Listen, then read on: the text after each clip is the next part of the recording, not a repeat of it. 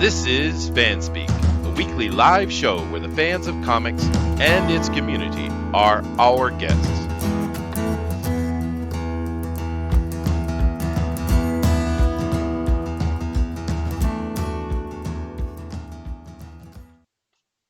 Hello, everybody, and welcome to the show. This is FanSpeak, therefore, you know it's Saturday. We really appreciate all you guys coming in here and being part of this. Do keep in mind, as always, I love you guys to check out those links down below, particularly the one on FanSpeak over on Facebook. That is a growing community. There's a lot going on there. People giving reviews, opinions, ideas, all things about comic books and, well, nerddom in general. So if you're not part of that, please make sure you go over there and make yourself part of it because we're having a lot of fun. Also, keep in mind if you want to get in touch with me and be part of any of the FanSpeak shows that we do, including the Drawn and Quartered Ultimate Edition, which comes on Thursday at 10 p.m. Eastern Standard Time, of course. We'd love to have you do that. Just hit my Twitter up and you can contact me and we'll get you through that process. This is FanSpeak after all. We want you guys to be involved and therefore we are live streamers. So the thing that helps us the most is you hit that share button and let everybody know what's going on so they can come and join us. We appreciate the subs and likes too, of course, but the share button is really what helps us. Thank you very much, Bob. I see over here we got Evan Hotep as well. He says you got Jesse Pinkman on your show. I don't think he's called Pinkman. We'll get to him and talk to him in a moment. But we do appreciate you guys coming. Now we got ourselves an interesting show here. We're looking at a Kickstarter, which is always impressive, and talking to a creator, which we really enjoy doing. And then, of course, we're also taking a look at some of the news stuff going on today. And there's some interesting stuff as usual. But I do appreciate you guys very, very much. But let me come over here and say hello to the panelists first. And of course, you guys know we have from IndieCom TV himself, Todd Mulrooney. How you doing, sir? I'm doing very good. Thank you very much. All right. So, Hey, I'm showing my image here from the colored image of the Thor's hammer. ooh, I So I just got just a wanted kiss to from my show it wife up as she's here. leaving. That's pretty awesome. It's always nice to get Whoa, kisses. whoa, where's my You kiss? don't Wait a get a minute. kiss, Dan. That's my kissing. You don't get it. All You right. get your own. But yeah, no, of course, guys, this image right here from Todd, we talked about it kind of world premiere yesterday on the Pontificators over on Art T Bear's show, and we took a good look at it. Of course, he can't show much, but this is pretty awesome. Todd is going to be doing the art for the new Thor from Kamiko. And to rival the Marvel. Now, this is this taking on the old Liefeld Thor, or is this a completely new thing? No, it has nothing to do with that Liefeld Thor. All right. No. Although, I mean, it could have been, but no, we'd rather create something completely different than that Thor.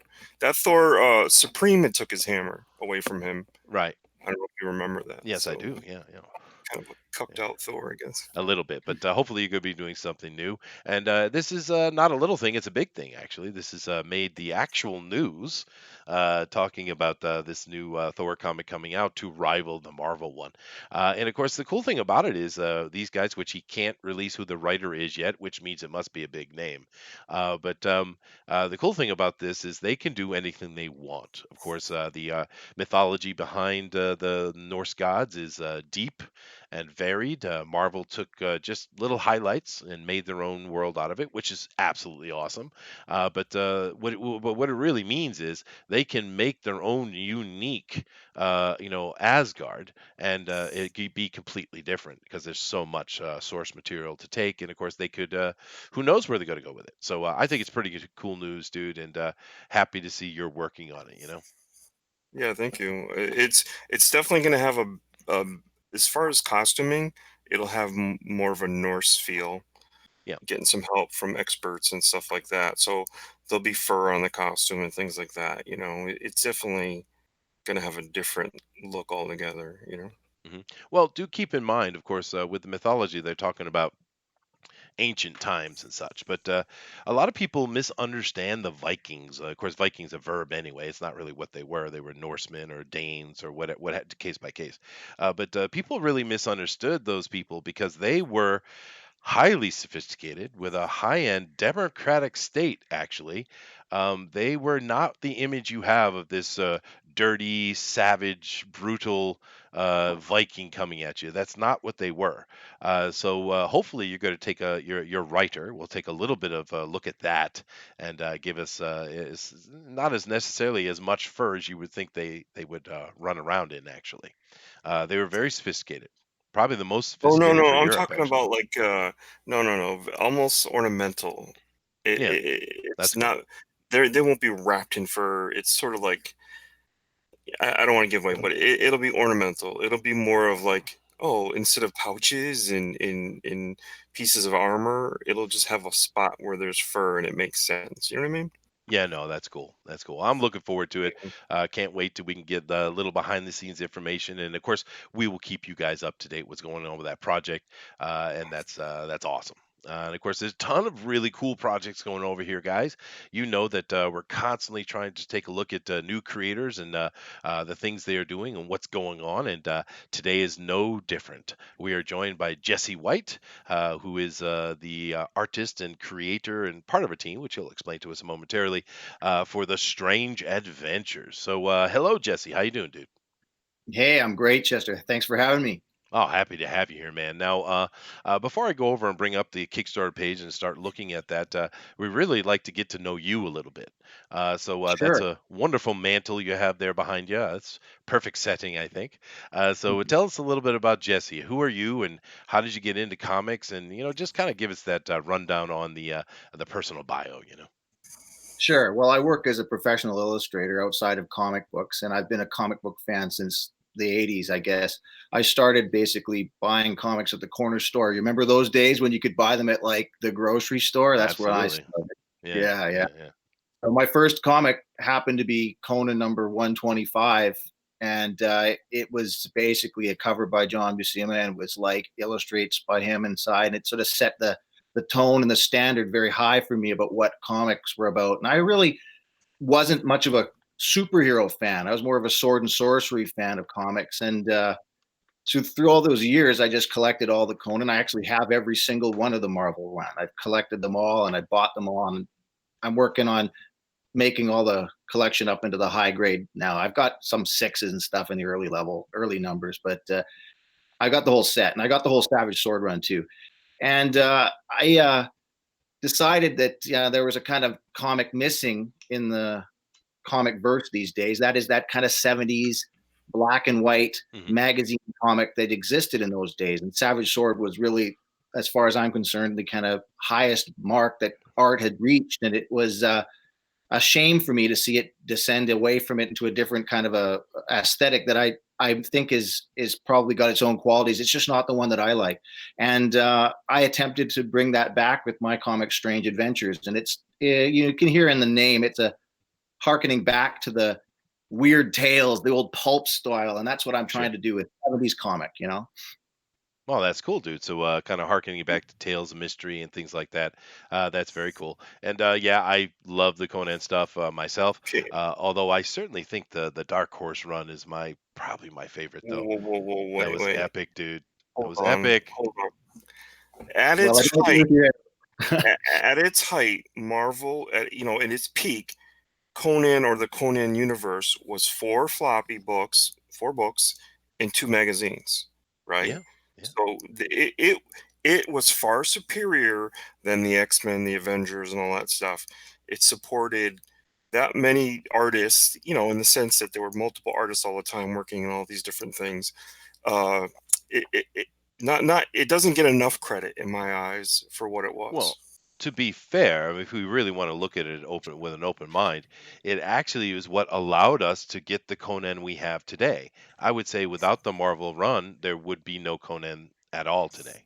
Uh, the movie, which of course which isn't very Conan, but we all know from Arnold Schwarzenegger, that would not have happened if it weren't for Marvel. So it's That's extremely true. important. Absolutely. I'm Yeah. just saying that I love that Dark Horse run. I loved it, dude. And I'm very happy to see that Marvel has brought Conan back. And I've read the first, what is this, two books, and of course the Bellet book. They're doing a good job. The Bellet one is horrible though. Don't read that. That's a nightmare. But everything Yeah. else looks pretty good. My favorite is cast of the older ones, and I guess that's just because I'm an old fart. But Yeah. I do appreciate that they've brought it back, and Conan should be with Marvel as far as I'm concerned. I know Marvel is not the owner of Conan, but they've had it for so long. It's great to see that it's back with them. No, no, it is. It is really cool. And Eric says, Todd, you've been on this show long enough to know not to disagree with Chester. Lol. Yeah, no, well, I don't disagree with him either. Oh, no, no, no. I don't disagree with the Dark Horse stuff. Yeah, I just wanted to give a little more perspective to the Conan universe back in the 70s and 80s. It wasn't, it was their cash cow, to be quite honest. yeah, yeah. And those books appeal way more to Europeans than superheroes do. So we always That's talk true. about the European books having a different look and stuff. What you don't find in those books, those European, the really great books, are superheroes at all. There's always some kind of they like detective and noir and Hmm. and things like Sci-fi, that, a but lot of sci-fi it's stuff. a Yeah. lot of historical stuff, sci-fi stuff, and it's really stuff of great quality. Now, the benchmark he talked about of quality was those illustrated magazines. There was the Conan Illustrated and Savage Tales of Conan or something like that. Hmm. Hmm. They had there was multiple characters in each issue. They would have what's it, Solomon Kane, Oh yeah. Red Sonja. All these characters were just part of that universe. And some of the art that came out of it, like Alfredo Alcala and Rudy Nebriez, and this is some amazing art. Yeah, I've met those guys. I've read Rudy Nebres, and I've met Alcala as well. Alcala is dead, but Nebres is a really cool guy. I met him down in San Diego Comic Con, and he basically told me the skinny about all those days. And he actually told me that they were working so hard because there was, just as you say, so many different publications of Conan, and sometimes he'd be on King Conan and he'd be on Savage Sword at the same time. He got his wife to do the washes, the ink washes. Can you believe that, Todd? He got his wife Wow, in there doing the washes. that's cool. It That's is cool. cool. Well, I think you set a good primer of what we are to expect here. So what I'm going to do is jump over to the Kickstarter page and start looking at it.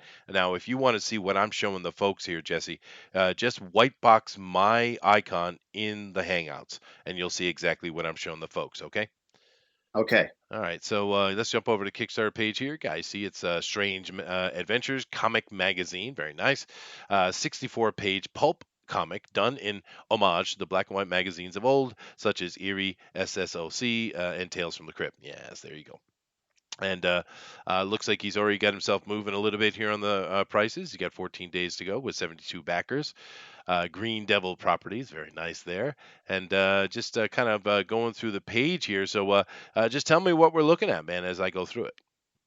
Well, basically, I've got a promo video there, which doesn't really need to run. It just sort of tells you a little bit of what's going on behind Strange Adventures, and it says things like what I've already included at the beginning here. But the key video below there, you see, it shows that I did it all by hand. I don't work on a computer. I brush with the old style that John Buscema and my idols used to use. That's the Winsor and Newton Series 7, number 3. That's the workhorse of the old days. And I do it all by hand. So the video there is me doing an original drawing, but it's Red Sonja, the character. And I've just showing that I use that style that they used in those days. And of course, it's different than a computer because you can't undo.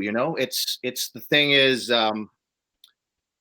one shot and that's all you got. And I sped this up, of course. And this particular thing is just a pinup that I was doing for a kind of a commission for a person, and I didn't want to put this as part of my magazine. This is Red Sonja, but you can see I'm trying to do that John Buscema style with the kind of masked blacks and the feathering on Yeah. the edges, and that's how I'm going to illustrate, or how the whole magazine's illustrated, just all done by hand this way.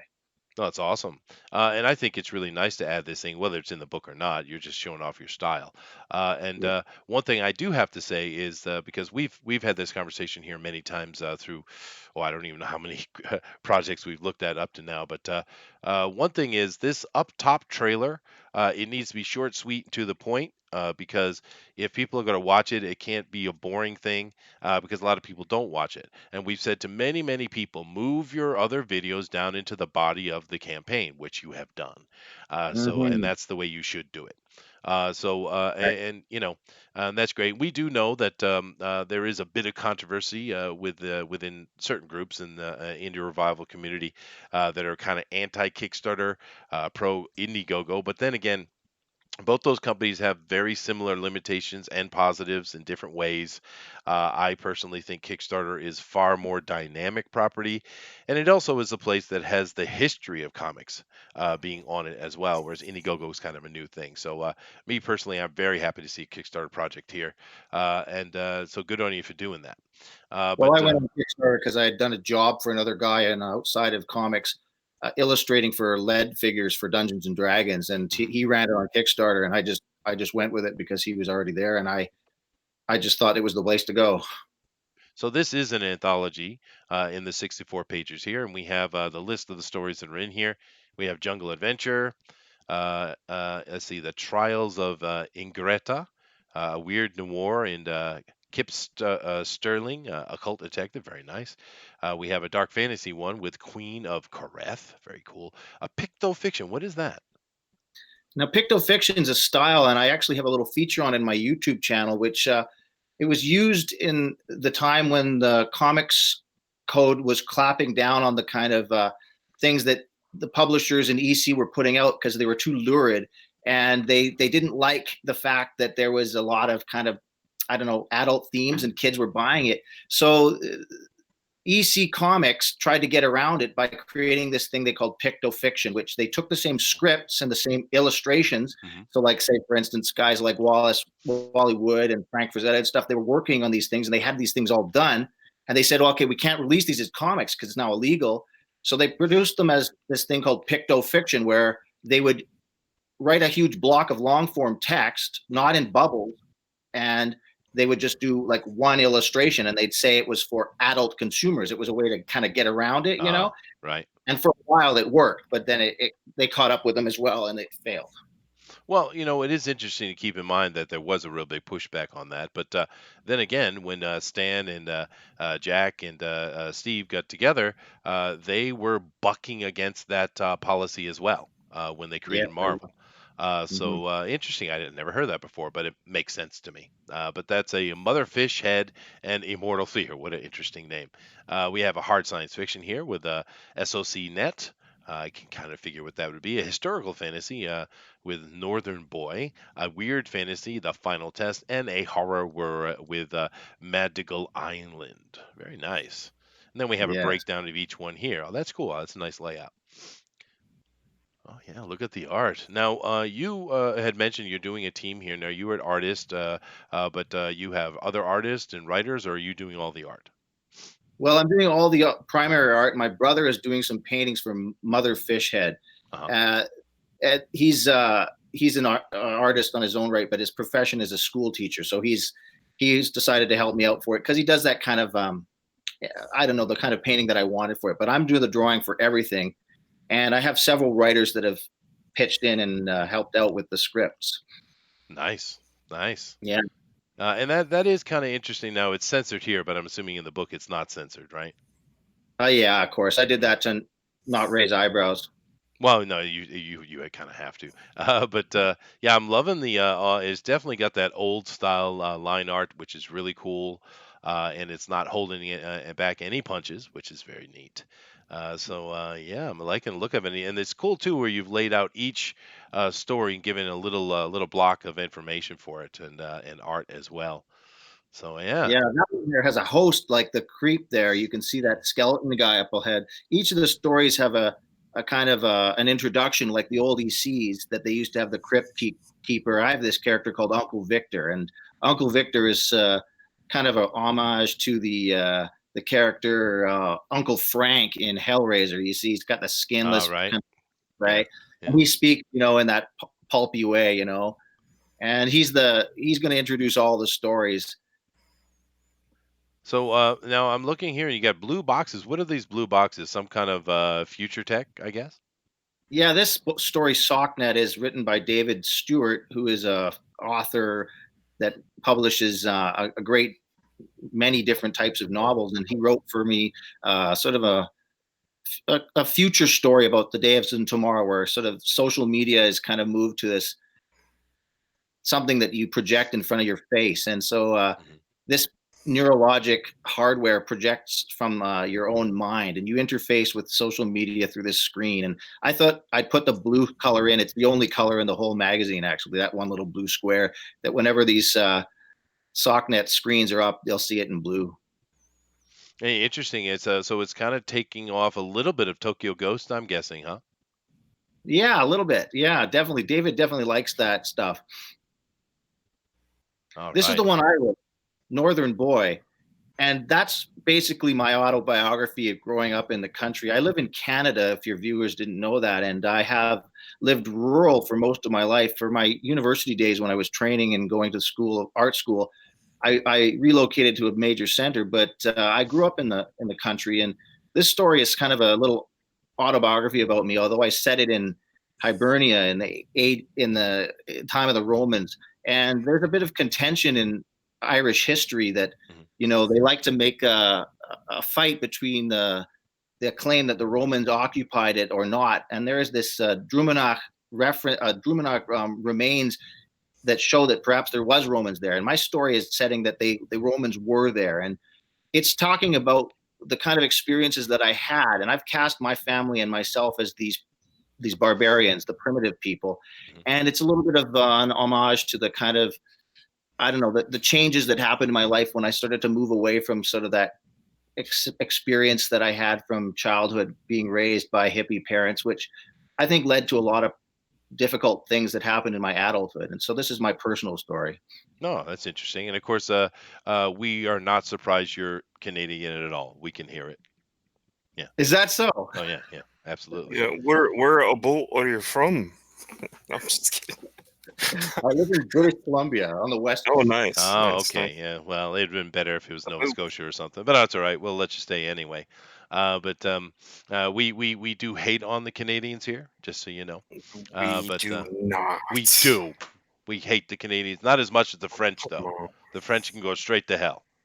Yeah, definitely. French can go to hell. But I wonder why do you hate Canadians? Oh, we don't. We're just kidding. Oh, oh. Yeah, Yeah, yeah, we're yeah, just messing around. Americans, right? We're just joking around. We love our Canadian brothers. Of course, recently you guys got some issues you need to work out, but no, Yes, we're we do. we love our Canadian neighbors for sure. But we And still if Yeah. we hate could we get still them to hate the pay for French. the Mexican wall, we would, right? Right, Hmm. right.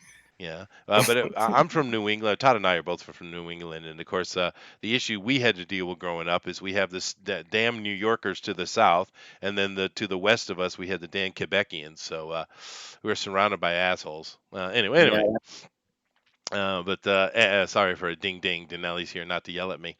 But this is kind of cool. One thing I did notice about this character you have here is how much it looks like the little kid version of Conan from the original movie. Yeah, you got it, man. You Yeah. see, I watched that movie in the theater when it came out. My parents were really extreme, and they took me to the show. Perhaps that was a shocking thing for people, but I saw it, and that's maybe partly why I love Conan so much. But that's definitely what he's supposed to look like. He's supposed to be like that boy, and that's exactly what I look like. If I ever get a chance to talk to you guys offline, I'll show you some childhood pictures. I had that exact same haircut. Ah, that's cool. Yeah, and as far as the Romans being in Ireland, they most certainly were in Ireland. The problem they ran into was the same problem they ran into with the Picts of the North. It was untenable territory, and Ireland, of course, it's just water in between them, so they didn't have to mess with it much. Of course, with the Picts of the North, they had to build a damn wall, Hadrian's Wall, across the entirety of the British Isle to keep those Picts from causing harm. But so the Romans were there. It was just not something they felt that was manageable. Well, So the that's why point that they. I think is most salient about it is that they didn't need to be there to have it under their control. It was irrelevant for them. That was It's true. not worth it. I've been to Hadrian's Wall myself, actually. It was pretty cool. Yeah. Yeah. No, absolutely, dude. But let's see. Moving on here, the man, the final test. Yeah, Definitely a Frank Frazetta feel here for sure. With yeah, that and that's armor, it's nice. it's my homage to Tom Savini. There's Tom Savini as a barbarian there.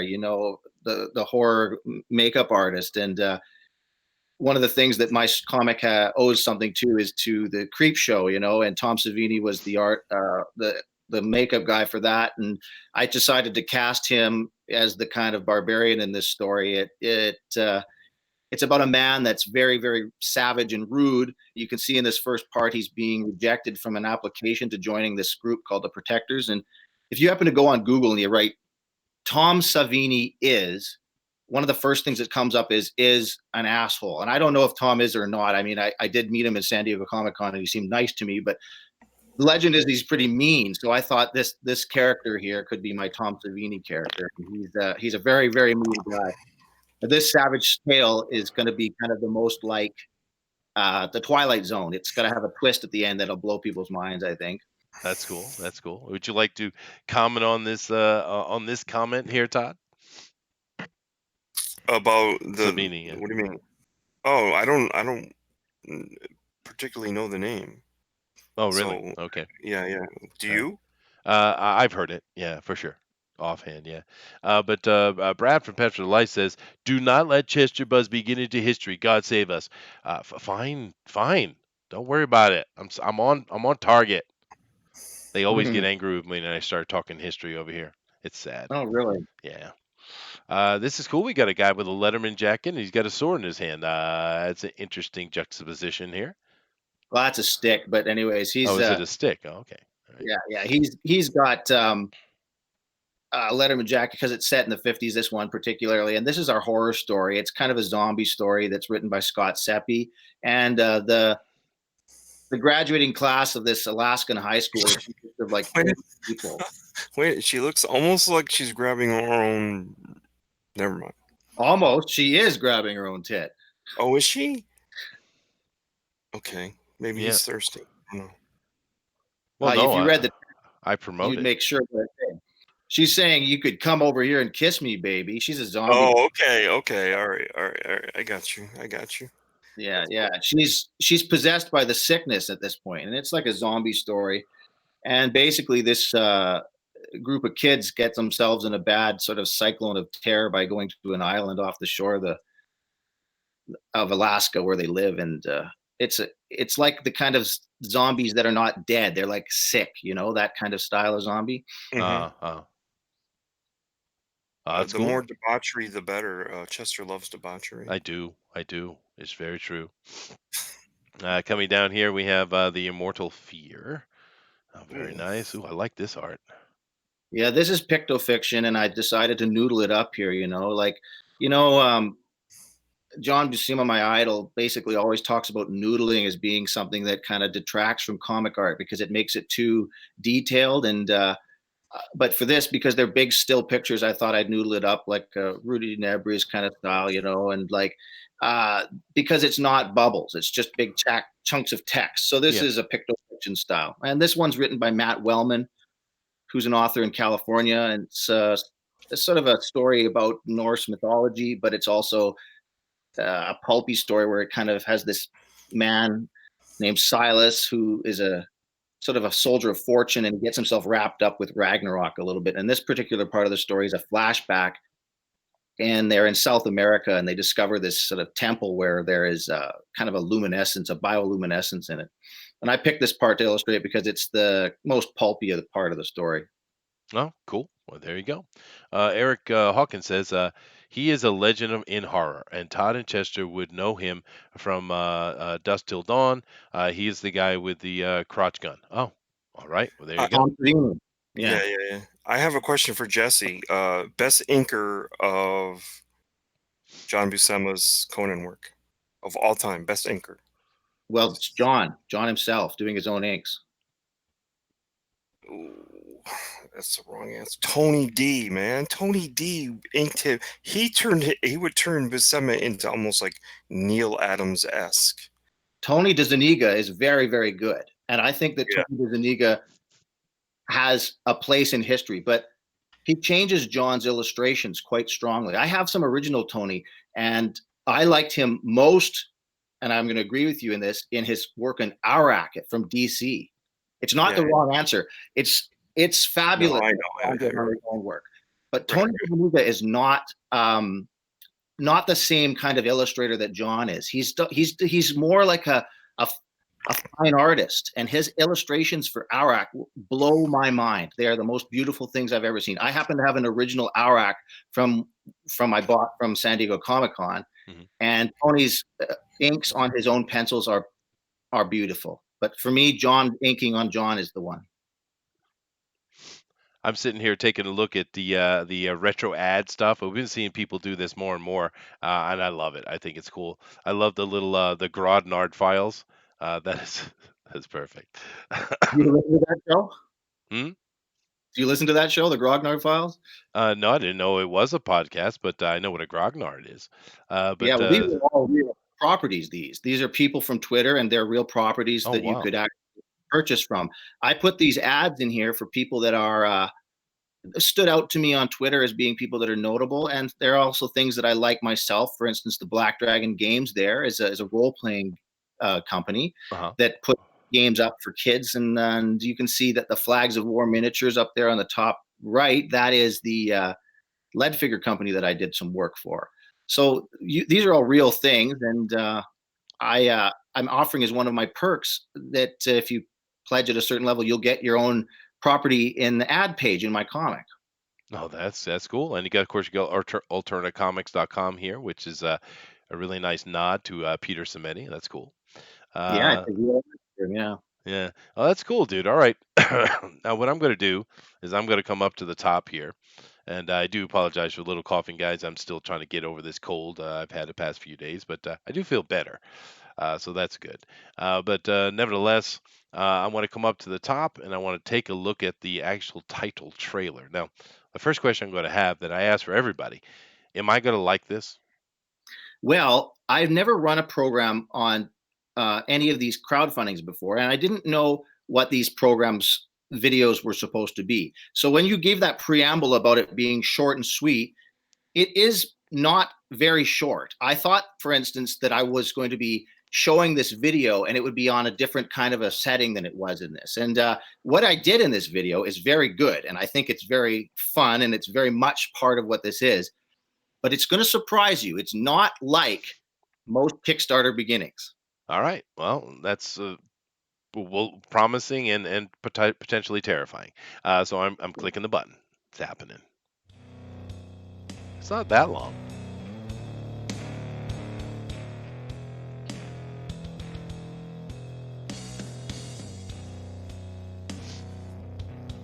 I I like hear nothing. you won't hear it. They'll hear it on the other side. I can pipe the video, but I can't pipe the audio in. That's fine. Yeah, I like this old video look here. I did that stop motion animation myself. Oh, you did? Oh, well, awesome, Yeah. dude.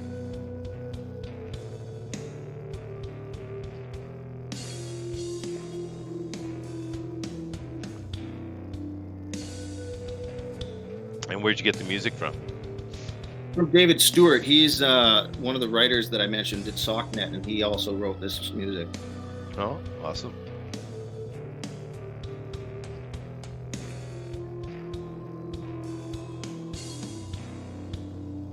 Well, it is different. I'll give you that.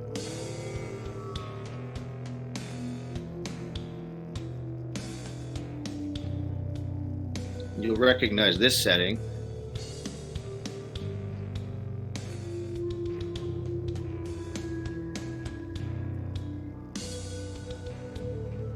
Now, do you have any kind of background in doing any kind of audio video stuff, or is this your first shot at it?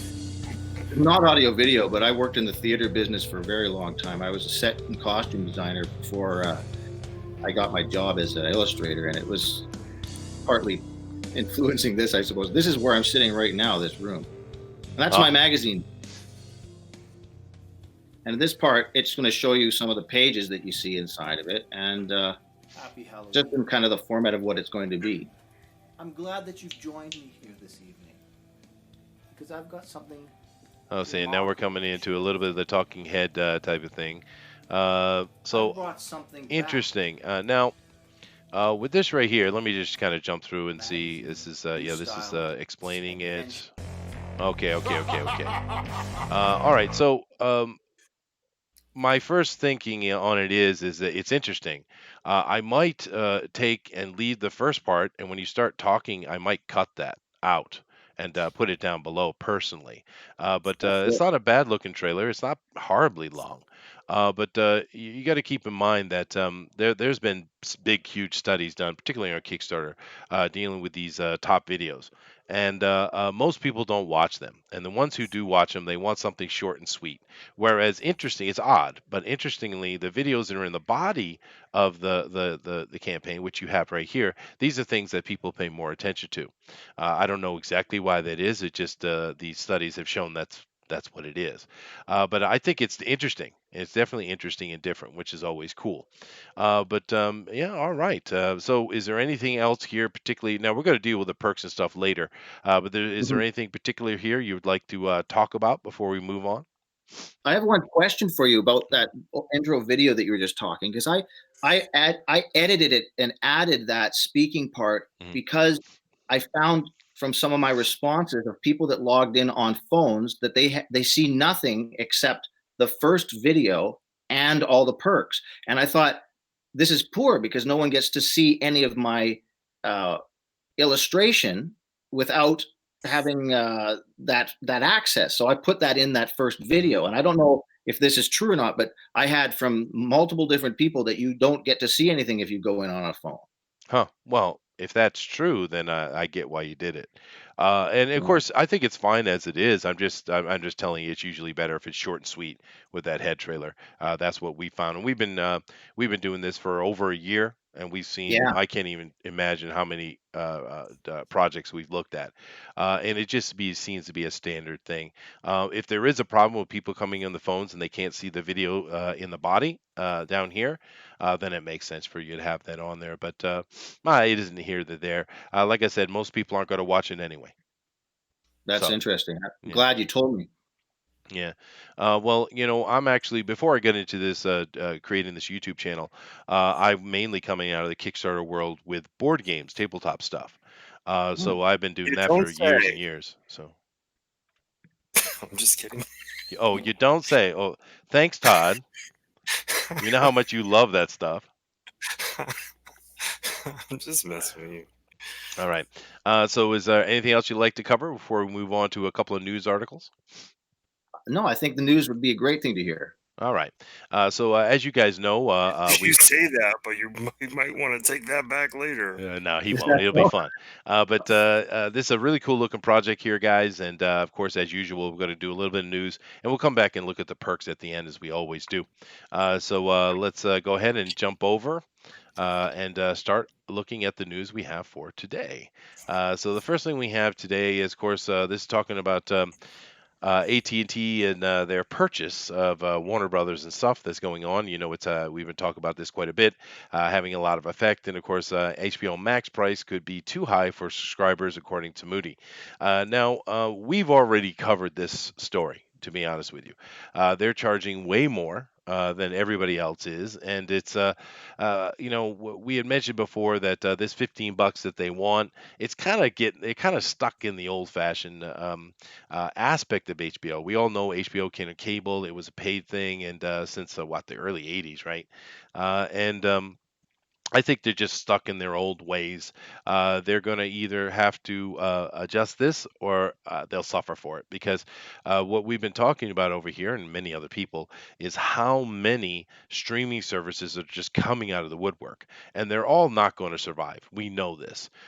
In the end, it's going to be funneled down to a few groups. Of course, we know that Amazon has a lot of money to put behind this. Disney Plus is taking it very seriously. Netflix, Hulu, but then you have everybody else. You got CBS wants to do it, NBC wants to do it, ABC, not ABC, excuse me, HBO, well, et cetera, et cetera. The list is ridiculously long. Not to get into the details of this particular article because we've already covered it. I guess the question that I want to talk about here with the panelists and with you guys in the chat is what do you think? Do you think that people are willing to spend couple $100 a month to access everything, or is it really going to come down to one or two? What do you think, Todd? Personally, I'm gonna jump around a little bit, and Mhm. I'll probably never get HBO Max. there won't be enough on HBO Max to keep me to want me to go there. You know, Mhm. it just seems like uh, a lot of that I can. Yeah, I don't know. This is a lot like HBO Go, right? This is just another Yeah, step where they're going to do original programming. Uh, Isn't HBO already behind a paywall to begin with? of course, You of gotta add a course. little. Yeah, So yeah. what's like? This is almost like. Are you pulling my leg? Trying to? What are you trying to fool me Well, with? I have You a know? feeling what's going to happen because we know AT&T has purchased all the Warner Brothers properties, right? And Hmm. I personally think what's going to happen is they're going to consolidate. Where we see consolidation coming in, they're going to consolidate everything. That DC streaming that they have, Warner Brothers streaming, HBO. I think it's all going to be sucked into a single thing eventually. And I would Right. assume it would be sooner than later, to be honest with you. So I don't expect HBO Max to last. Do keep in mind that the ball was rolling on this before AT&T took over, right? So Right. I have a feeling that's what we'll see. You have any opinion on this, Jesse? We don't get a lot of those things in Canada. I just wish I lived where you guys live so I could watch all this stuff. Oh, really? Oh, well, this is all Yeah. based stuff. You should be able to get everything. Yeah, it's tough. You got to have a VPN to make some of those things work. True. And when you put the VPN on, it drags so bad it's almost not worth it. Oh, I see. Well, I guess that depends on the broadband. So your broadband is kind of slow where you are. Well, I live rural, like I was saying. Yeah, it is Uh, slow. Like I can't, for instance, get YouTube Red, that show that you can see maybe the Karate Kid update.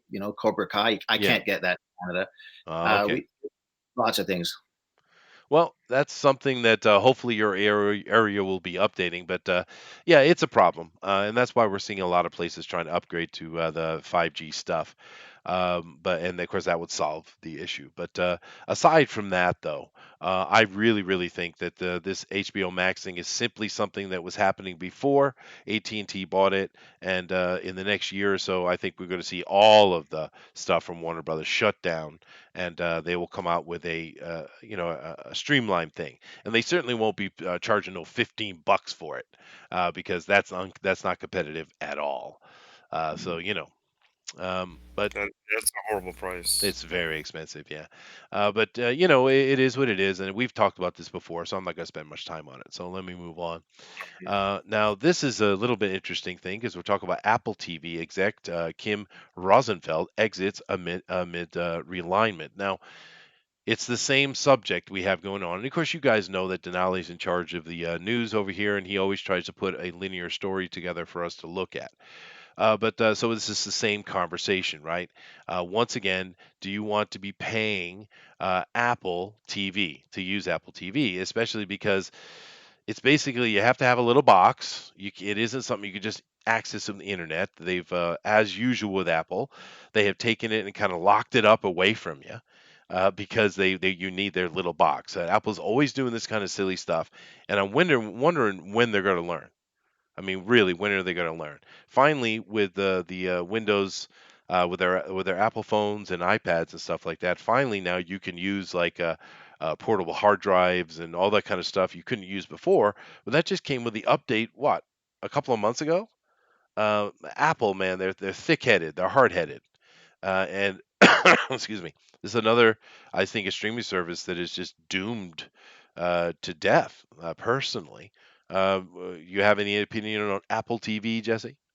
I sure do. I think that the thing is, Apple kind of has, I don't know, a weird relationship that's like communist to me, like this kind of twisted idea we're going to hold it all together, Yeah, and that's since time immemorial. I use Apple products, but I find that the kind of forced update thing is just killing me, and I've come to sort of think of it as being basically straight up collectivist, and I think it's twisted. yeah. Well, I agree 100% with you. I wasn't going to make it political, but I agree.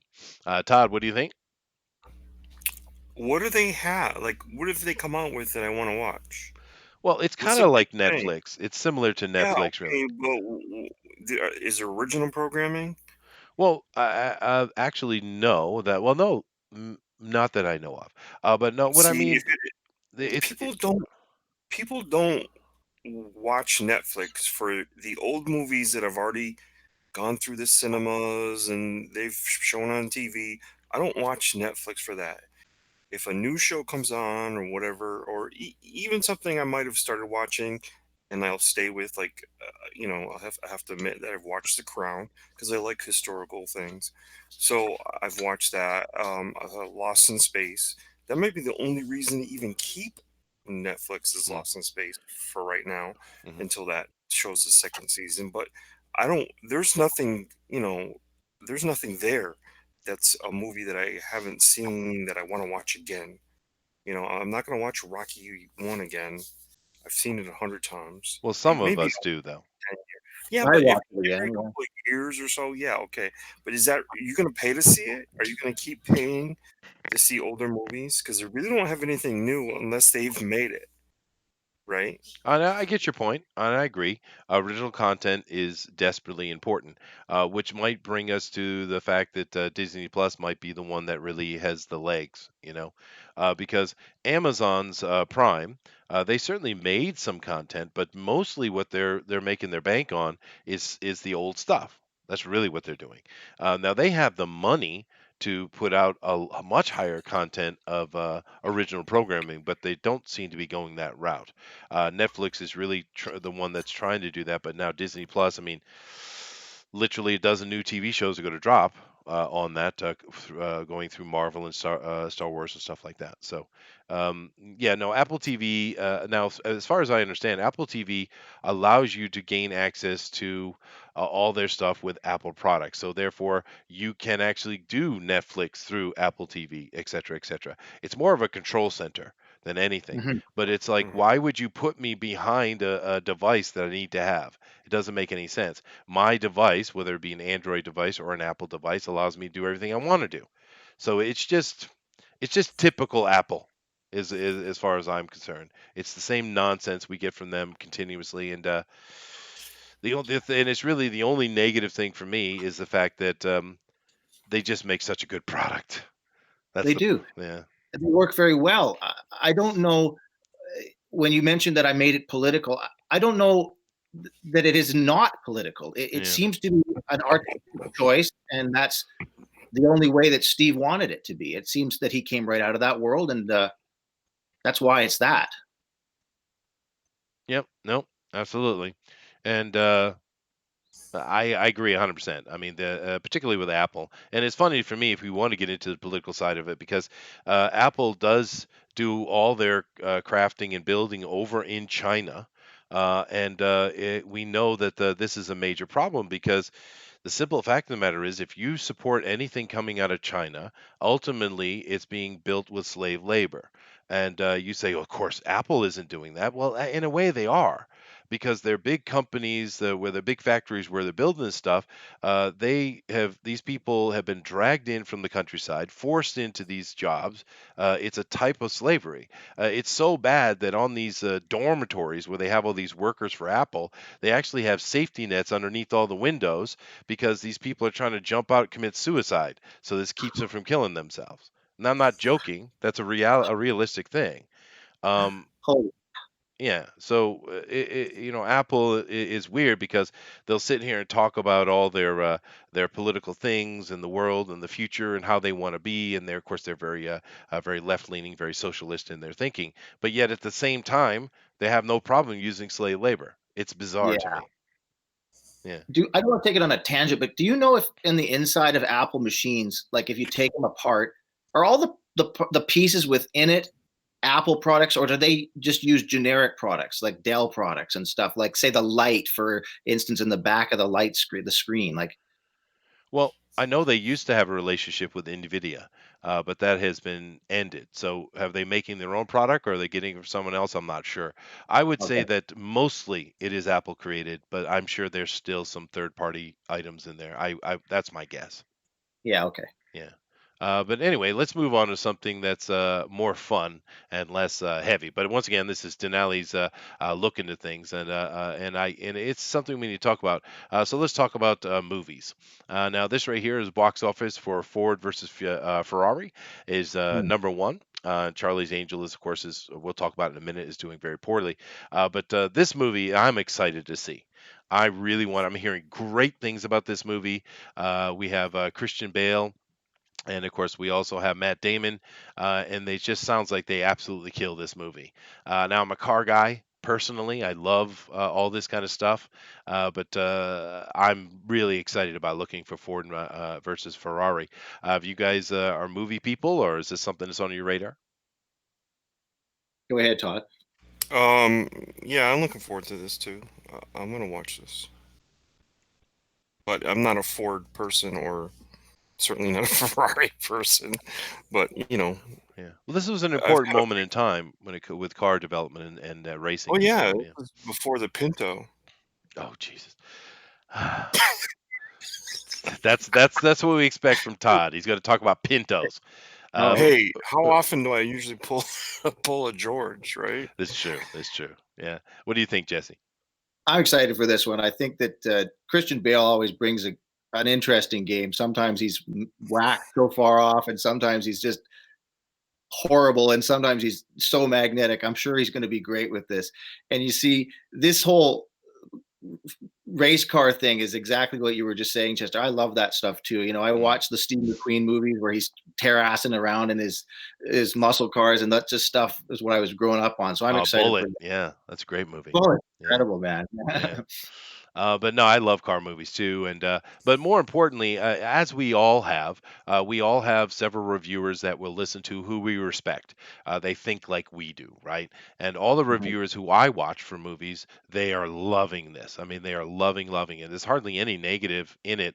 I guess there's a couple characters that they kind of saying were probably are unnecessary for the overall story, but that's the only knock I'm hearing. They're saying this is some of the best work from Matt Damon and Christian Bale in a long time. So rock on, and then add fast cars to that, dude. This is like automatic, man. Automatic win. Yeah. Yeah. Now, of course, the part of this story here is talking about Charlie's Angel as well. Instead of using this body of this article to talk about it, we have it set up specifically. Charlie's Angels came out and it made 8 million in its opening. Now, I want to see a raise of hands here. Is anybody surprised that Charlie's Angels bombed at the box office? Anybody? Anybody? No, nobody. No, of course not. This isn't shocking at all. Now to be fair, from the critics, they're saying this is absolutely SJW feminist crap. But they're also saying that the it's not horrible. And the real shock, it seems to be all the reviewers, is that Kristen Stewart, who's usually horrible in everything she does, she's passable. So this might be Really? the yeah, seems like the best thing she's done. But in general, this is a movie that desperately tries to be a feminist go girl movie, but tries to pull it back and not be so in your face. But then at the end, they can't resist it, and it just comes out full force. That seems to be the lowdown. But I mean, beside that, if that's something you want to watch, go for it, have at it. But I'm just saying, it's no shock to me at all that this thing's not making any money, because who wants this? Nobody wants this.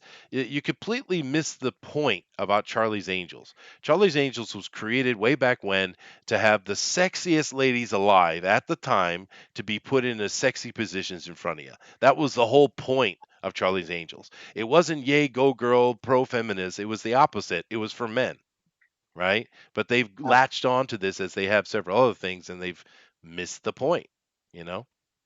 But you know what kills me is this milking of an IP again and again. I mean, we already saw the Cameron Diaz one in the 90s, which was a remake of it. I mean, I didn't really even think there needed to be a remake of Charlie's Angels, as far as I'm concerned. I mean, I guess maybe there's young audiences that don't know of the one from the 70s, but like, I don't know. We get 3 reboots of this one. I mean, that's a bit weird. Yeah, it is weird, and of course the woman Charlize Theron and what was the little Asian chick there? Lucy Lucy Lucy Liu, Liu, Liu, yeah. yeah, Lucy Liu, Drew and Barrymore. but the Drew Barrymore. Now, but that was a parody, right? I didn't watch it, so I Yeah, can't really comment, but I did know that they rebooted it. I thought, why? Like, but they made a joke about it. Is that what it yeah, was? it's a parody. Yeah, exactly, Okay. and it was all right. But it wasn't doing what this has done.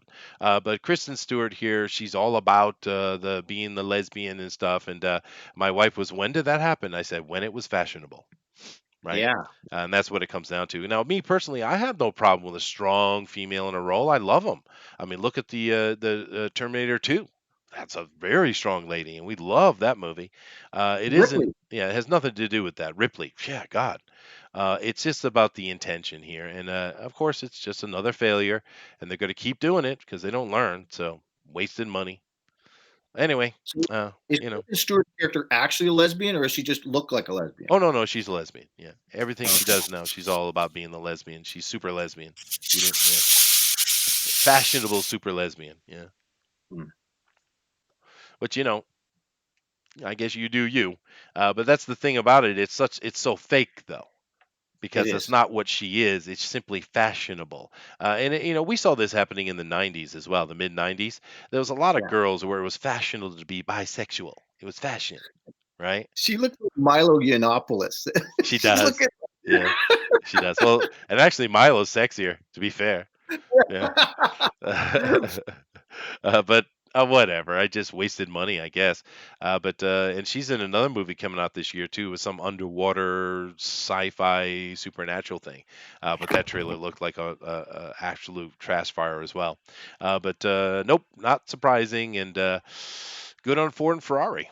Now, what is this? Oh, we talked about this a little before, dude. This is interesting to me. Now, Legendary signs rights deal with Frank Miller for Sin City TV series by Robert Rodriguez. And yeah, baby, please, right? Yeah. Yeah. And this looks like an Amazon project, by the way. I don't think it's very specific. It's more hinted in this article, but because we know Legendary is a film company of its own, and a lot of people will make and they'll sell it to Netflix or they'll sell it to Amazon or what have you. But this looks like it's going to be an Amazon Prime project, actually. Who knows? In the end, it might drop on Netflix. But it doesn't matter. They're making a TV series that we will see in the streaming format with Frank Miller's Sin City. Now, Frank's getting pretty old. I mean, right Yeah. now Frank is working. The only thing I've seen from Frank is that Persian book. What's that one? Oh, what's it called? 100. No, no, no. The Persian book where he's doing the in the 300. You had that big giant Persian Mm-hmm. king. Yeah, yeah, Well, yeah. he was doing a Xer- book on him. Um, Xerxes. Xerxes, yeah, that's it, Xerxes. But unfortunately, Frank is really old, and it's not looking great, man. So I guess my point with this is they've got the rights from Frank, but the question is he going to be involved in it at all beyond that, meaning writing or ideas or what have you? We don't know, but I guess it's a question though. What do you guys think? You think we're going to have any Frank Miller on this at all? They're friends, so it could be possible. Yeah, yeah. Hopefully they'll. And it's R-rated, animated series.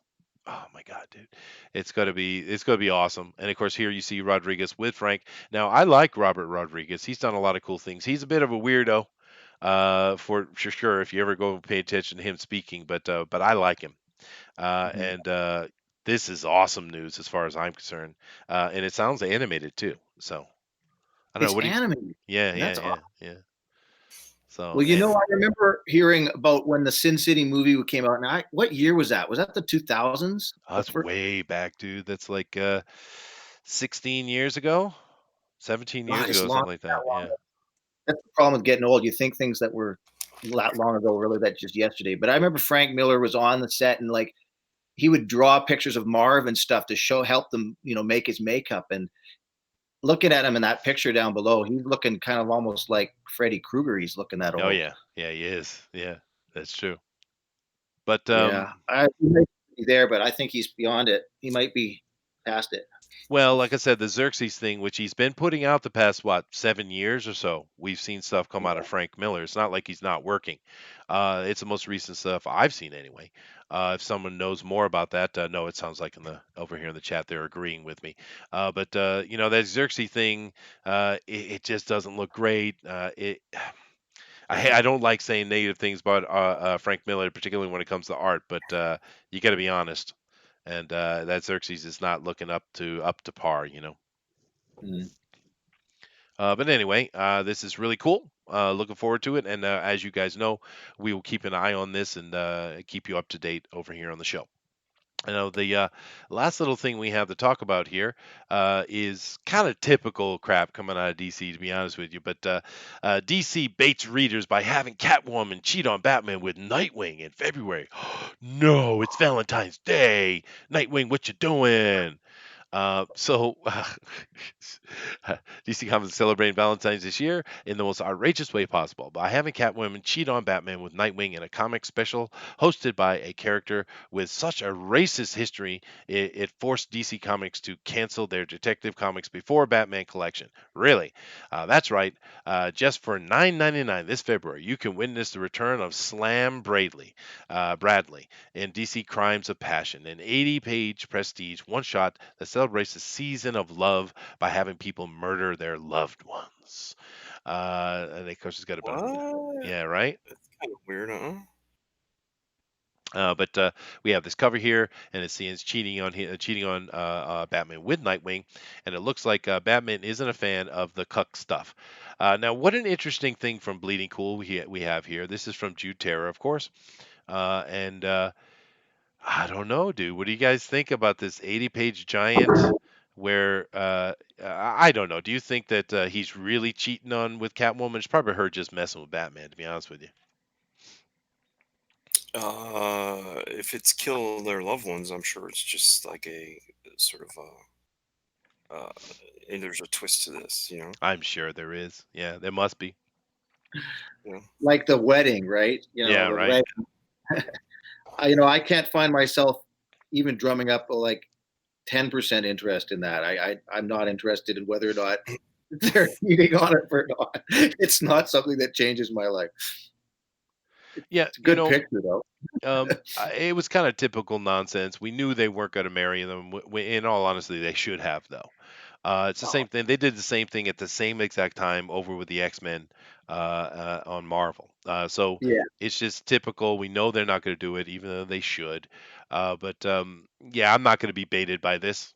I'm not gonna. Now, after it comes out, and maybe we'll see a digital version of it. Of course, you guys know we take a look at the comics here and review stuff. But yeah, this is kind of typical nonsense, really. Poor Batman. Poor Oh, Batman. poor Batman. Yeah. Yeah. But that weddings in comics, I mean, going back to Wolverine marrying Mariko in like the hmm 80s, that didn't manifest either. It's just this permanent sort of state. Do you ever remember that 80s television show? Like there'd be thousands of them. But like the one I'm thinking of was called The Scarecrow and Mrs. King. But there was Yeah, lots, like Who's the Boss? And you always wanted the characters to get together. But the thing is, if they get together, that's the end of the show. Like that's that's right. it.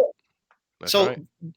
you got to expect they're never going to get together because that's the end, right? Yeah. That's the money. Well, that is a fair point. And of course, like X Files is a perfect example of it. But Exactly. Yeah. yeah, but I think for me though, the point is, I kind of want them to end Batman. Is what I want Okay. him to do. And I Okay. want Batman to become more a behind the scenes benefactor. And I want to see them move the Bat family forward in new ways. That's what I want to see. I want to see Bruce Wayne, become more the background. Now I know they're going to have their Elseworld stories. They're going to have their younger versions. I get all that. But in the main storyline, I really want to see Batman retire. And you should marry him to Celine. That's where he should be, and he should be, in the background and move it forward. Maybe we take Nightwing and make him Batman permanently, right? Like the way that we were speaking of Frank Miller, how he treated him in the Dark Knight. He retired at the end of that. Remember Yeah, that? that's right. And that's a cool ending. It was. Yeah. But I just think it's time. Personally, I think it's time. Because DC's got themselves in a place with, of course, they had the New 52, they've had the Rebirth, and they've got themselves in this weird space. Now, personally, for me with Marvel, I would reboot Marvel completely. Personally, I would Mm. I would shut the whole thing down. I would go do a classics. I would do now, and then I would do like What If Tales. Right, and you can go back and do the old classic stuff. Put Tony, put Cap, put all those guys back in the '60s where they belong, and have a complete new thing fleshed out for what's going on in Marvel right now. That's what it would do. You can't do this with DC, however, because it's too convoluted. It would just, there's no way. So, since you have to go forward, just go forward. Retire Batman, dude. Retire him. And let's Mhm. move forward with Dick Grayson or what have you, personally. What do you think about that, Todd? You can't retire Batman. You can, dude. You can retire Bruce Wayne. Why? Why not? Why would you retire maybe your ace character? Well, Your we're not going to you get rid know of Batman, but we can have much more broad type of Batman comic books with everybody getting involved and Batman, Bruce Wayne in the back managing everything, controlling everything. Oh, you want multiple Batmans? I want different kinds of Batmans. Like you remember where we had the African guy that came out, was it Batwing? Was he called?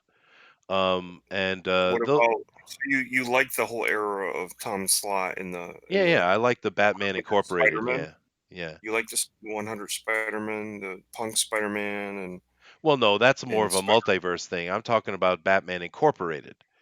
I like the idea of it. It becomes more Avenger-like in a kind of weird way. It becomes more corporate, you know. I don't know. You're trying to fix what ain't broken. I think. Maybe that's just my opinion on it. But I mean, as far as characters that I would love to draw someday, Batman would be in the top 5. yeah, but So would I it don't. I would it don't. be different from you doing Bruce Wayne Batman to doing Dick Grayson Batman? Uh, yes. Okay, all Be a right, lot different. all right. I mean, I don't. No doubt, I get what you're saying. As far as like, you can put the suit on somebody else, and they can act as Batman, but they'll Well, never he be did when Batman was taken out by Bane. right. Dick Grayson was Batman, and it doesn't matter anyway. The chat absolutely hates my idea, and they're telling me go straight to hell. Okay, sorry, chat. Thank I you, Chad. I shall not have an opinion again. I do apologize. But anyway, let's move back over and finish up the show and go back and take a look at this Strange Adventures with Jesse White here. Now, Jesse, what I'm going to do is I'm going to come in and I'm going to start looking at your perks. Okay. And just go ahead and explain them to us. So we have our first one here. This is a Canadian $11, which is always discouraging to people because that's only about like $7 American, I think. Huh? I don't know how much is that American. Yeah, it's something like that. Why is that discouraging? Why? Because it's Canada. Well, I thought it would be encouraging. It's cheap. It's a really good deal. Okay, Mr. Canadian. I don't quite understand, but the first perk is a very low end entry, and you get the comic, and that's all. You get the Mm, comic, 64 pages, ships you anywhere in the world. there you go. Rock on. That's a good Yeah, price too, because this is not a small book, guys. This is what 64 pages, so it's not a yeah, small book, and that's a really good price. Now, I do hope that you are absolutely charging each individual for their shipping, right? You have not it included is. that. Yeah. Good. Okay. That Good. works into the way that Kickstarter sets it up. So that's Yeah. loaded on top at the end. Yeah. Yeah, well, some people have made the mistake of including the shipping, which is suicide, really. So Yeah. I'm glad you haven't done that. So that's bang, good price, guys, about $7-8, and you get the book. Very nice. Now what's Yeah. this right 78 here? bucks. Yeah, Is that good. what $11 will get you? You're telling me their money's worth more than ours?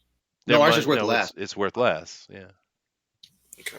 yeah. Yeah, ours is worth less. So our price of 11 will be like 7 to you. I got you. I got you. Yeah. I was just messing. Now Oh, Bullet's okay. yelling at me for picking on Canada. I'm sorry, Bullet.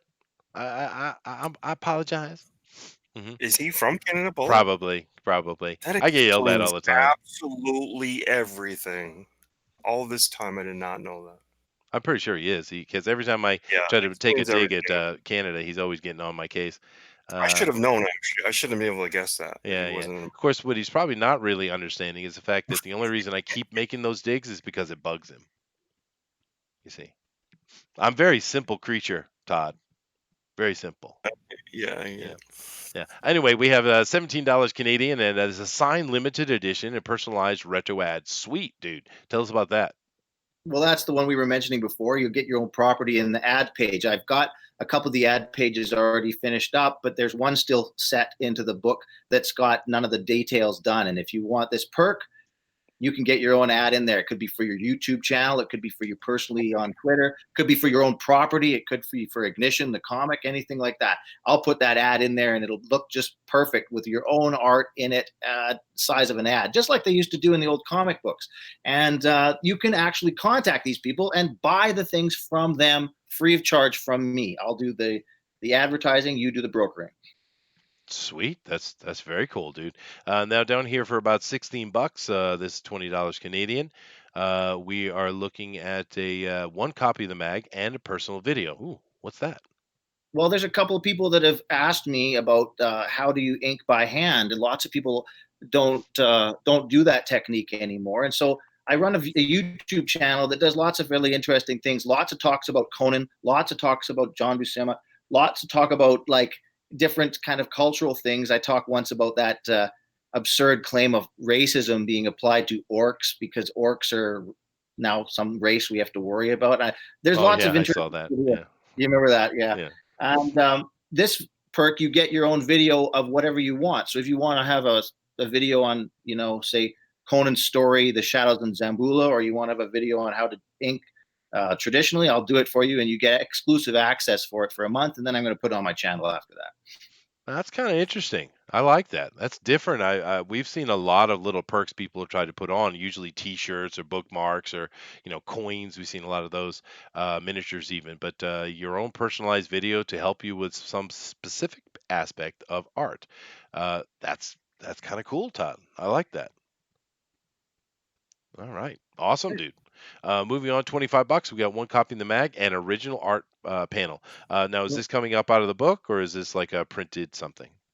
No, it's a real page from the comic, and some of the people said they didn't want to pay for the whole page. So I had this maniac idea. I'd cut it up because I do them on paper. Like, this is my inking. I don't know if you can see it, but I'll it's jump not over. Yeah. it's not done on a computer. It's done by hand. So this happens to be not a comic page, but it's the style that I do, and it's real illustration. And so my idea was that I would cut with a paper cutter up some of the pages so that people could still get some original art and not pay at the perk level to buy a whole page. So you just get a panel, and I'm going to stick it in the comic on the page that panel appears. So it's from the comic. It's just been cropped down, and you just get one panel, like 4x3 or something like that. Wow, that's another unique idea. So you're coming up with unique ideas here. I like it, man. And that does let people get some original art for without having to go in at that high price. So that's awesome, dude. That's a really good price. 25 bucks. You get the magazine and a panel. That's cool, dude. Yeah. We also have a GDP trade card here in the next perk. What is that?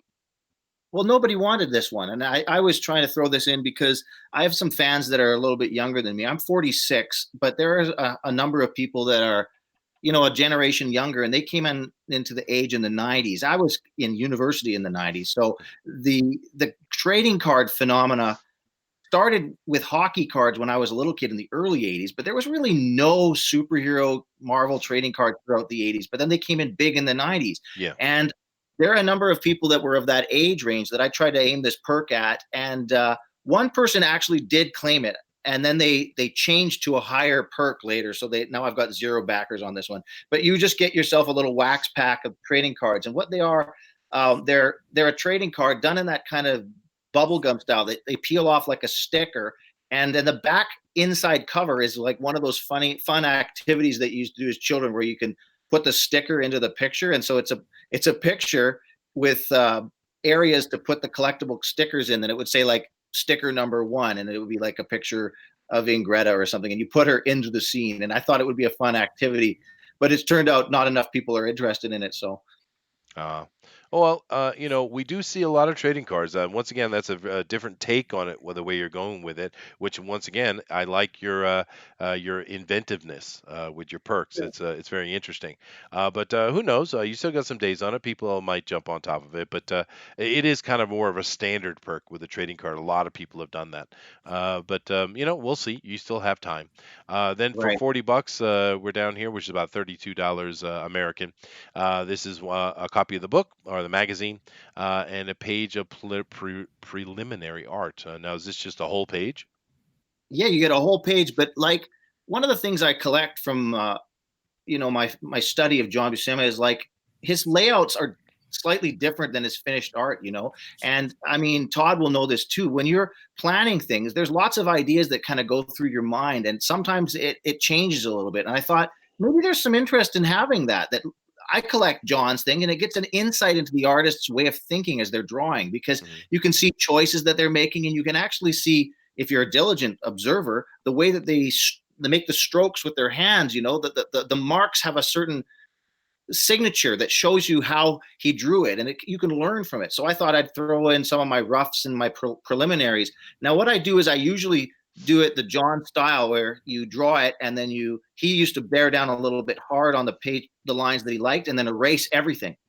I mean, no kidding. He would erase it all. But then you'd see the mark, the ghost of what he liked, and that's what he would use to finish the pencil. And then he would ink on that, right? And I do that too, but I do preliminaries on a totally different page, like a piece of photocopy paper sometimes. But what you'll get in these cases is usually a piece of Bristol board or something not so expensive, maybe, and it'll be a preliminary drawing. And I use that as my guide for the finished pencils when I redraw it on a comic page.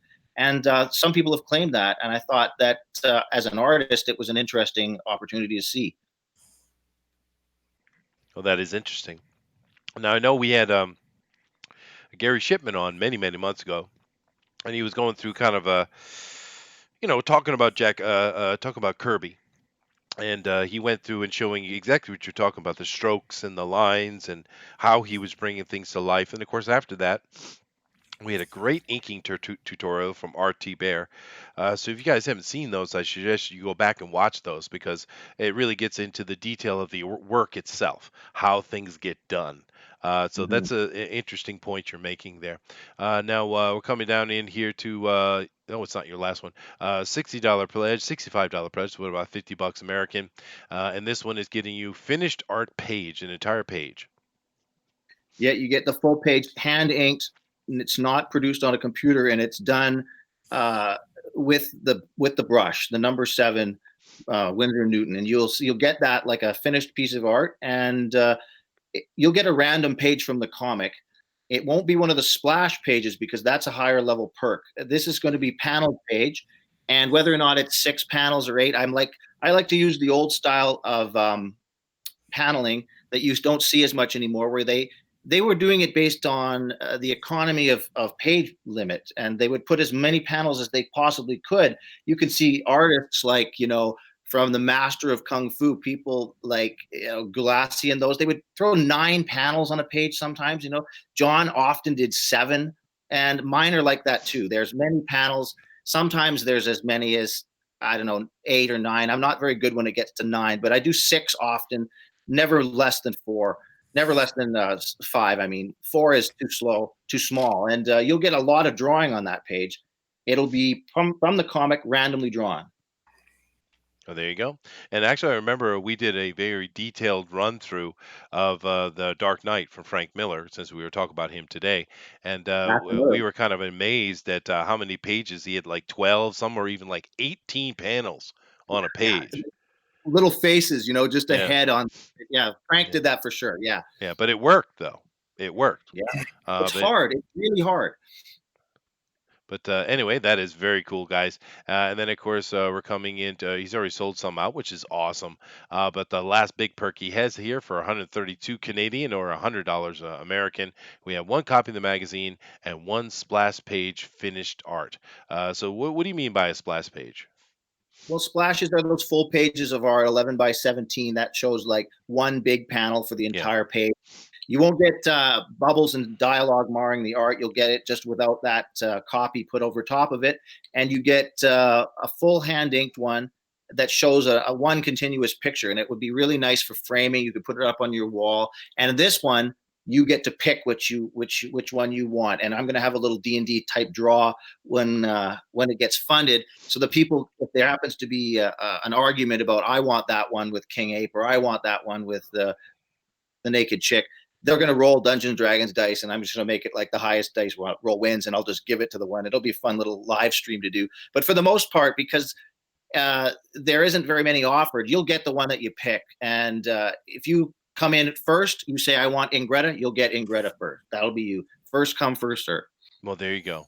And these are really good prices. We've seen many projects do these kind of page giveaways, and they'll charge way, way more than this. So if you guys are interested in getting in on that, this is a great opportunity, I'd say. And of course, if you look at the art over here on the left, it's really good art. It's very classic art too, which we know we've already looked through it, but it's very interesting. It's very cool. So awesome. So here it is, guys. Strange Adventures on Kickstarter. Now, if Todd or maybe Tank is over here in the chat, if one of you guys could go ahead and throw this Kickstarter page up, as well as what is your YouTube page, Jesse? Well, my YouTube page is called The Pursuits of a Polymath, because polymaths are those people that can do many things. And we didn't get to talk about it, but I am many different things as well. I am a school teacher, as well as a Mm. carpenter, as well as a lot of things. And I do on that YouTube channel a lot of different things. And that's why I called it The Pursuits of a Polymath, all big one word. And that's a link that if you search up, you'll find lots of interesting stuff in there. Awesome. And we're going to have one of our moderators throw those both of these up for us, please, so that people can go check it out. But great looking project, guys. A lot of thought behind it, some really cool art, and a lot of people involved with the writing and such as well. So definitely go over and support this. Keep in mind, even if you don't back it yourself, you can at least share it out and let your extended community and stuff come over and see it, because we know more eyes on it, the better. At least do that. But I think it's a good looking project, and happy to have had Jesse on here with us today to talk about his project and a little bit about himself as well. So thank you all for being in here today, and let me come back over here to the Hangouts again, and we're going to be ending up here real quick, Jesse. But the last words go to you, man. Well, I just wanted to say to both you, Chester, and Todd, thank you so much for having me up here, because it's a struggle to be by yourself in these things, and you're working off in a northern Canada by yourself, and you don't know the larger community so well. And I'm pitching myself out there just so I can get a sense of who's out there with me. And I'm pleased to have met you both, and it's been a really fun time to talk. Thank you. Oh, awesome. Same here, Oh, dude. thank you very And much. yeah, it's interesting you hear you talk about the polymath thing, because I am very similar myself. I do a lot I of think you different and I things. sound very similar. Yeah, Along yeah, with yeah. your polyamorousness. Hey, shut up. Shut up. No polyamory here. No, definitely not. Yes, I'm a none of one that. woman girl. Anyway, guys, Gotcha. thank you all very much for coming in and being part of this. We really love you guys. And keep in mind that tomorrow, of course, we have our TFT Tinfoil Talk at 8 p.m. Eastern Standard Time, and we will be talking about 9/11. Oh no, we finally did. We put it off for nearly a year, but it's here, and we're going to tackle it. And I know there's going to be many upset peoples, so that should be fun. But tomorrow, 8 p.m. Eastern Standard Time, come on in. And of course, you guys know we do everything around 8 p.m. Throughout the week with all our shows. Don't forget that we have the California show at 9, however, on Monday. And Tuesday, of course, is our Bugbear's Basement, where we are running the Moonshay Isles in Faerun. And we'll see where those guys are going in their adventures, because that's pretty fun campaigns happening with that. But other than that, thank you guys, and we will check you out later. So let's see. We usually on We the show have, we have Mark Irwin tomorrow on Coffee Akihabara. we do. That's right, and that's going to Mark be in Irwin. about 12 hours. So Yeah, and he inked a lot of work at Marvel, DC, and Dark Horse over the yeah. years. He's got something new going on at Insight Publishing, and we'll talk about that. No, it'll be awesome. And of course, keep in mind that is on IndieCom TV, Coffee Akihabara. But I love doing that interview show. That's a lot of fun. So definitely check that up as well. And yeah, now, Jesse, what we do here to end our shows, we always want to have some words of enlightenment so that I can say namaste. So give the folks some bit of enlightenment from you. All right. Well, my piece of enlightenment that I'd like to send out to the world is that the best thing to do to make yourself connected with people is to be honest. Tell them who you are, let them know you. And don't worry about the strange collections that you have with different groups. Spend the time showing them who you are, because that's really the truth about the soul of you. And I think I'm glad to have shared this with my friends here tonight. Excellent. Excellent. Namaste. All right. Very good. All right, guys. Thank you very much. Later. Later.